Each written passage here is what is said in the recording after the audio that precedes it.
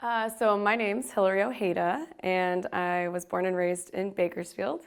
So New Year's Eve 2023, I was actually having a typical New Year's Eve with friends. And then on Sunday, which was New Year's Day, I started to see messages coming in from coworkers about stuff that had happened overnight and was happening that morning. And so my coworkers, they responded to that, and then I hopped on to working on Monday. So my focus kind of early on was actually in SoCal. One of the main roads had washed out, so people that had lived in this area were completely isolated. They had to take some side road to get out of their community until that road was fixed. In SoCal, I was at this community that lived along SoCal Creek and had flooded into about maybe 9 different homes. Eventually, I made my way up to Lompico, and I reported on homes that had been damaged from landslides, mudslides, from all the rain, and folks trying to, navigate keeping their homes from sliding down hills, and also trying to, figure out if they were going to have any coverage from home insurance. And that was one of my winning stories for the prize. One of the most memorable moments was going to the Pajaro River like a bridge between Watsonville, the city of Watsonville, and Pajaro, and just being absolutely shocked to find people who were standing on the Watsonville side of the river, looking across at the town of Pajaro, and telling us that they had been, told to evacuate, and it had been several days since they were allowed to go back, and they didn't know when they would be able to go back to their homes.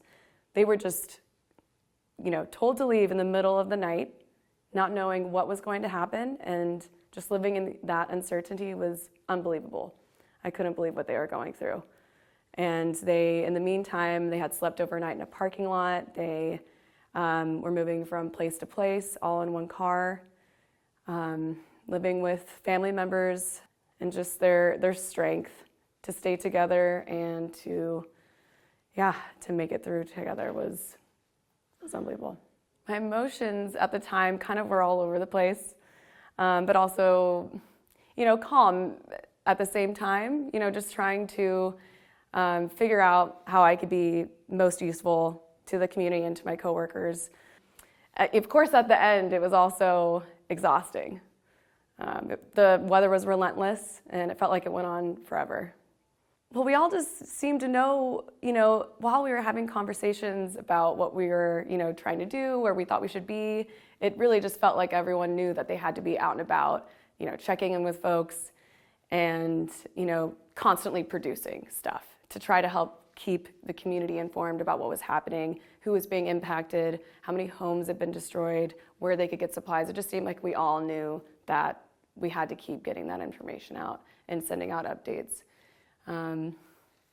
So it functioned well. I mean, of course, we were tired, but I think it's incredible, that Tamsin came in just, 2.5 months before that or so. Same with Chris.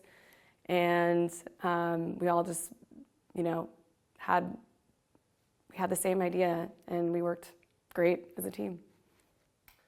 I'm still in shock. I'll have, like a split second throughout the day, multiple times, where I realize Pulitzer Prize is what we're talking about. And it's still sinking in. It's going to take a long time to sink in. I don't know.